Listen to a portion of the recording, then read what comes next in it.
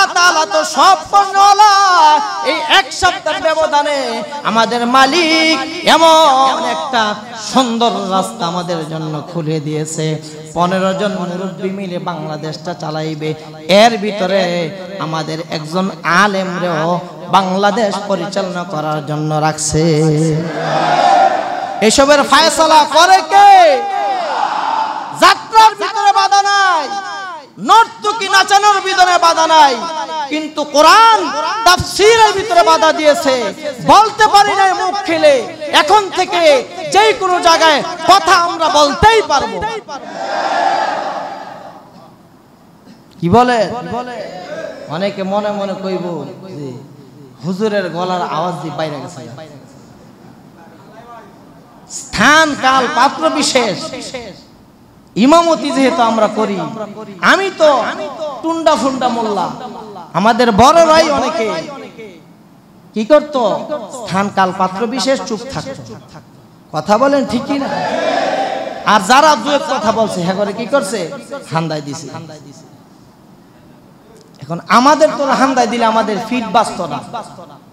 যারা বড়, ওদের তো অর্থ সম্পদ সবকিছু মিলাই জেলে ছিল, ওনারা বাঁচতে পারছে। কেমন যেন একজনকে বলা হয়েছিল যে হুজুর, অনেক হুজুর জেলে, আপনারা তো বাহিরে। ওই হুজুর উত্তর দিয়েছিল যে ভাই, ওনারা তো জেলে আছে, আমরা কেমন যেন বাহিরে থেকেও আবদ্ধ জেলের ভিতরে আছি। ওনাদের মাঝে আমাদের মাঝে মাত্র পার্থক্য এটা, ওনারা বাজার সদাই করতে পারে না, আর আমরা বাহিরে থেকে বাজার সদাই করতে পারি। এখন যারা আছে যেইটাই করুক না করুক, যারাই চালাবে, অন্তত ওদের সামনে তো আমরা দু একটা কথা বলতে পারবো। কিন্তু আগে কথা বলবো তো দূরের কথা, কাছেও যাওয়ার কি নাই সুযোগ ছিল। আল্লাহ মাওকা করে দিছে। আল্লাহু আলা কুল্লি শাইইন কাদির। প্রায় হায়াতের 36-37 বছর বয়স চলে। এই আয়াতের তাফসীর, ব্যাখ্যা, বিশ্লেষণ সব বুঝি, কিন্তু আপনার একেবারে আমাদের হায়াতের সাথে, জীবনের সাথে মিলায় যে আল্লাহ যে পারে, এটা এতদিন ভালো করে হল হয় নাই। কিন্তু ওই দিন ছাত্র ভাইদের গণজোয়ারের আন্দোলনে যে আল্লাহ যে সব করতে পারে, আল্লাহ দেখাই দিছে বাংলার মানুষদেরকে। ইমানদারদের এখন ইমান তাজা হয়ে গেছে। বাতিলের সাথে যেই হোক না কেন, এখনো যারা আসবে, ওরা যদি কোরআন সুন্নাহর বিরুদ্ধে কানুন করে, মুসলমানের উপর নির্যাতন করে, দ্রব্যমূল্যের দাম বাড়ায় দেয়। আগে তো স্টুডেন্টরা নামছে, এখন বৃদ্ধা, যুবক, পুরুষ, মহিলা সবাই মিলে তাদেরকে আমরা চেয়ার একবারে ব্যঙ্গে চুরে খান খান করে দেবো। কথা বলেন ঠিক? আর সুযোগ নেই। ছাত্র ভাইরা আমাদের শিখাই দিয়ে গেছে যে বাংলাদেশ কিভাবে পরিচালনা করতে হয়। কি বলেন? এর জ্বলন্ত প্রমাণ হলো গতকালকে রাস্তায় বাইরে হয়েছিলাম, ছাত্র ভাইয়েরা আপনার ট্রাফিকের যে দায়িত্ব আছে পালন করতেছে এত সুন্দর করে। আমার দেখে খুব খুশি লাগলো।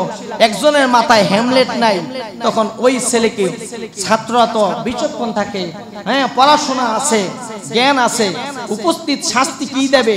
বলে ভাই, আপনি কেন হেলমেট ছাড়া আপনি চলতেছেন?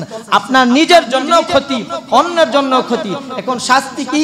আমি দাঁড়ায় আছি, এই বলতেছে যে আপনি 2 মিনিট এখানে, এইটাই আপনার শাস্তি। 2 মিনিট আপনি হুন্ডা নিয়ে দাঁড়ায় থাকেন।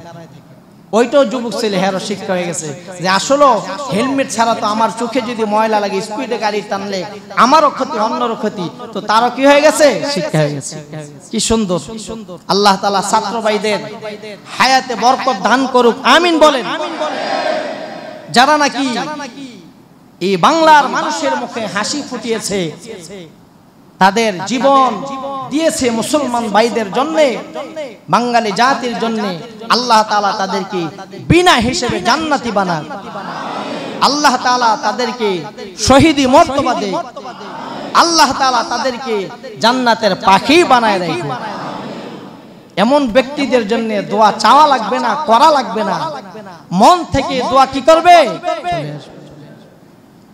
আল্লাহর নবীর ওসিয়ত নসিহত, জুলুম যারা করে, এই আল্লাহর নবীর 10 ওসিয়তের ভিতরে জালেমদের ব্যাপারে আল্লাহর নবীর কথা আছে। সময় তো কম। 2 নম্বরে আল্লাহর নবী বলতেছে, আহলুল কোরআনি হুম আহলুল্লাহি ওয়া খাসা। আল্লাহর নবী বলে দুনিয়ায় থাকতে কিছু মানুষ আমার আহাল পরিবার পরিজন হবে। তারা কারা? জানে নাকি কোরআনের খেদমত করে। আল্লাহর নবী বলে ক্বালা সাইয়্যিদুনা রাসূলুল্লাহ সাল্লাল্লাহু আলাইহি ওয়াসাল্লাম খায়রুকুম মান তাআল্লামাল কোরআন ওয়া আল্লামা। আল্লাহর নবী বলে যে এই দুনিয়ার ভিতরে তারাই উত্তম যারা কোরআনে কারীম শিক্ষা করে এবং শিক্ষা দেয়। আল্লাহর নবী বলে হে আমার উপস্থিত সাহাবায়ে কেরাম, মুসলমান ভাইয়েরা বোনেরা, নওজোয়ান যুবকেরা, যুবতী বোনেরা, মা মহিলারা, বৃদ্ধ বাবারা, তোমরা যারা আমার এই কথাগুলো ওসিয়তগুলো শুনতেছো, তোমাদের অনুপস্থিতিতে কিয়ামত পর্যন্ত ইমানদারদেরকে এগুলো শোনায় দিও। আল্লাহর নবী বলে কোরআনের খেদমত যারা করে, আল্লাহর নবী বলে তারা হলো আল্লাহর আহাল পরিবারের লোক। তো তাদেরকে তোমরা মহব্বত কইরো, ভালোবাসো। আল্লাহর নবী বলে তাদেরকে ভালোবাসলে আমাকে ভালোবাসা হলো, আমাকে ভালোবাসলে আল্লাহকে ভালোবাসা হলো। আর আল্লাহকে যারা ভালোবাসবে তারা বিনা দ্বিধায় জান্নাতে চলে যাবে।